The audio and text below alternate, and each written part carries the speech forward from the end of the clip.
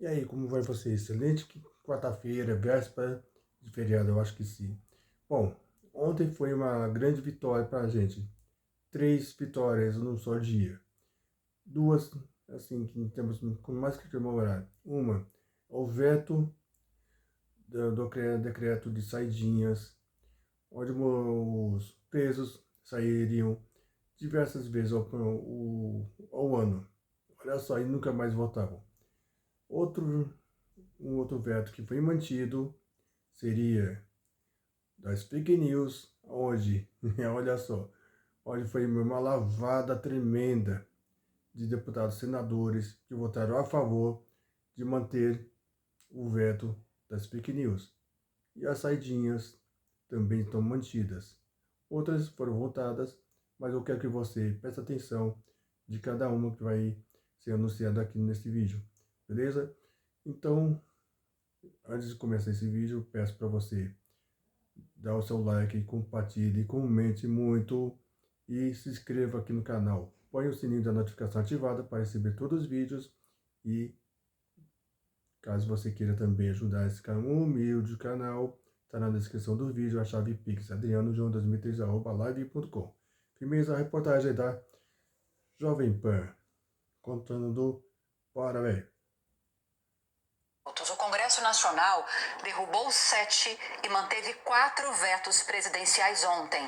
A sessão conjunta vai ser retomada hoje. E entre os vetos mantidos está um do ex-presidente Jair Bolsonaro, que previa punição à disseminação de fake news nas eleições. Mais informações com Janaína Camilo. Deputados e senadores discutiram em sessão do Congresso nesta terça-feira uma decisão do ex-presidente Jair Bolsonaro que vetou trecho da extinta Lei de Segurança Nacional que definia a tipificação de crimes contra o Estado Democrático de Direito, entre eles a disseminação de notícias falsas durante as eleições. O texto previa uma punição de 5 anos de prisão ao crime de comunicação enganosa em massa, estabelecido pela Lei de Segurança Nacional como a prática de promoção e financiamento de campanha para espalhar fatos inverídicos capazes de comprometer o processo eleitoral. Algumas das regras foram incorporadas ao Código Eleitoral. Na época, como justificativa do veto, Bolsonaro afirmou que a lei não deixava claro se quem seria punido seria aquele que gerou a notícia ou aquele que a compartilhou. Ao fim das discussões, a maioria dos parlamentares decidiu manter a decisão do ex-presidente Jair Bolsonaro, com 317 votos contra a derrubada do veto. Como o veto foi mantido pela Câmara, não foi preciso passar pelo Senado. Em outra votação nesta terça-feira, a maioria dos parlamentares decidiram pela derrubada de um veto do presidente Lula a uma proposta que já havia sido aprovada no Congresso, acabando com a chamada saidinha de presos em datas comemorativas e em feriados. O tema, considerado populista e relevante em ano de eleições municipais, foi alvo de embates entre o Palácio do Planalto e o Congresso nas últimas semanas. A derrubada do veto foi vista como uma vitória da oposição. A saidinha, que hoje é destinada aos presos do semiaberto, deixa de valer para a visitação de famílias e para a realização de atividades de ressocialização. O benefício será permitido apenas em caso de estudos. Antes da votação, com o resultado já esperado pela derrota do governo, o senador Sérgio Moro, do União, fez críticas à decisão do presidente Lula. O presidente Lula fez um desserviço ao país quando vetou essa parte do projeto de lei, quase como uma tapa na cara da sociedade, pela ansiedade para que essas saídas temporárias fossem canceladas. Este é um veto importante, portanto, de ser derrubado.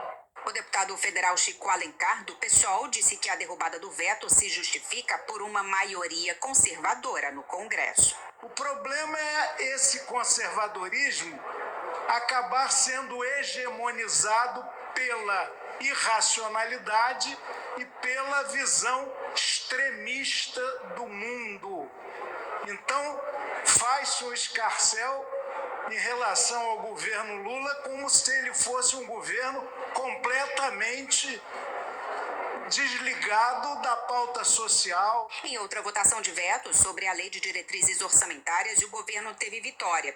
O Congresso manteve o veto do presidente Lula ao trecho da LDO de 2024, que estabelecia um calendário para o pagamento das emendas individuais. O veto, que aconteceu no início do ano, gerou críticas do Congresso, que cobrou o Palácio do Planalto de não cumprir acordos em troca de apoio em votações. Com isso, o governo voltou atrás e publicou um decreto estabelecendo um calendário de pagamentos de emendas no valor de 20 bilhões e meio de reais até o fim de junho. Com esse acordo, o placar terminou em 244 votos pela manutenção do veto e 177 contra. Vamos agora às análises dos nossos comentaristas. Amanda Klein, Cristiano Beraldo, bom dia a vocês, uma boa quarta-feira. Amanda, politicamente, pelo menos, a queda de vetos do presidente Lula e a manutenção de um veto do ex-presidente Jair Bolsonaro representam movimentos muito significativos. Eu estava lendo agora uma reportagem na Folha de São Paulo que ouviu o líder da Câmara dos Deputados, o líder do governo, o José Guimarães, e ele disse que é preciso haver mudanças dentro do governo, na gestão Lula. Tem que haver a reaproximação de Lira e de Padilha, ministro que cuida dessa articulação com o Congresso. Tem de haver mudanças dentro dos próprios ministérios, isso segundo ele, tá? E ainda mudanças dentro do PT para enfrentar o bolsonarismo, que é muito forte nas ruas e nas redes sociais. Concorda com essa avaliação dele? O problema está nesses pontos, principalmente? Lívia, concordo. Primeiro, bom dia a você, Beraldo, Colombo, bom dia à nossa audiência. O problema está nesses pontos, mas eu acho que o problema de fundo é principalmente uma mudança de humor, uma mudança de ventos no Congresso, que elegeu uma maioria conservadora e de direita. E ontem essa maioria mostrou a sua cara.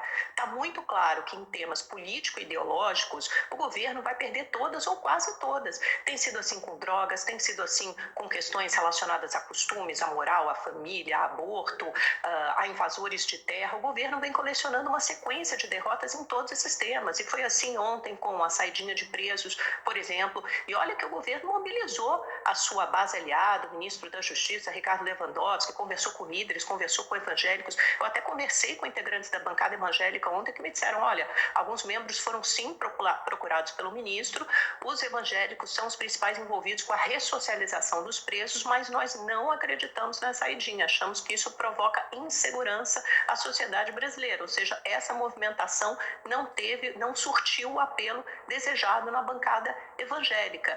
O único veto que o governo conseguiu manter foi o veto que ele pagou antecipadamente, que foi a história do cronograma, de não aprovar um calendário que obrigasse o governo a pagar todas as emendas parlamentares até o meio do ano. Por quê? Porque o governo liberou uma série de emendas em ano de eleição municipal e conseguiu, pelo menos, fazer com que os parlamentares mantivessem o veto do presidente Lula.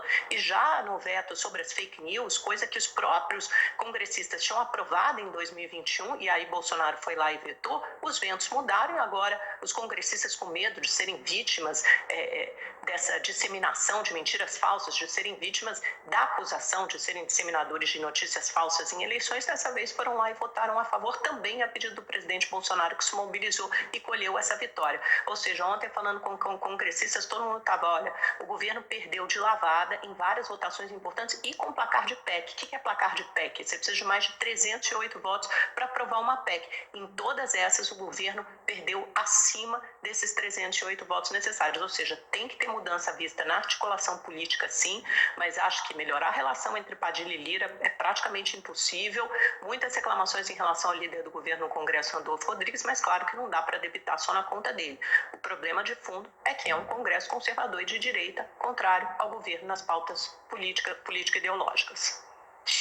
Pois é, bom dia, Amanda, bom dia, Lívia, Colombo, a nossa audiência. Ontem o que aconteceu foi que o governo se humilhou e foi humilhado pelo Congresso Nacional. O Congresso que hoje é absolutamente independente, porque além de fazer as leis, tem um orçamento próprio onde ele executa, cada parlamentar executa uma parte significativa do orçamento brasileiro, daquela parte, da pequeníssima parte disponível para investimentos. Isso já fica, por lei, nas mãos dos congressistas. E mesmo o governo dando ministérios, coisas que antigamente eram assim vistas como objeto de desejos, partidos que entravam na base do governo, ocupavam o ministério e ali faziam o seu reinado, em troca davam ampla base de apoio ao governo no Congresso. Isso não acontece mais, o governo foi humilhado pelos partidos que estão apoiando, estão lá na esplanada dos ministérios. O que isso mostra? Mostra que há um mau funcionamento dessa dinâmica de divisão de poderes no Brasil. O governo, o poder executivo, sobretudo porque não tem personalidade nesse momento, ele vai se transformando simplesmente num burocrata, aonde vai colocando ali os seus apadrinhados, vai ocupando a estrutura pública para fazer um mau serviço, para executar as tarefas burocráticas, naquilo que ele precisaria mostrar uma posição de vanguarda, mais avançada, para dar mais eficiência ao Estado, para melhorar o futuro brasileiro. A gente não vê nada disso acontecer e mereceu perder ontem. Perdeu na saidinha, coisa que já estava amplamente discutida, não só no Congresso, mas também na sociedade brasileira, e perdeu na questão do veto feito pelo ex-presidente Jair Bolsonaro, porque fake news, do jeito que eles estavam colocando, ia levar, inclusive, para a cadeia jornalista que apoia, que adora o governo, que passa o dia inteiro elogiando o governo e fica aí divulgando notícia falsa sobre o laptop da ABIN, sobre a atuação do governo do Rio Grande do Sul, por aí vai. Então, ontem, em razão disso, foi um dia de alívio também, principalmente para a esquerda brasileira. Isso aí. Bom, é isso aí. Até a Lívia, perdão, a Matacrim, ela mesma viu que pautas socialistas não passam. E o Congresso Nacional é mais conservador, de direita. Não é o que queremos hoje, que ainda tem muitos filtrados como Romário, o Tiririca, tá no PL, e falam que conservadores.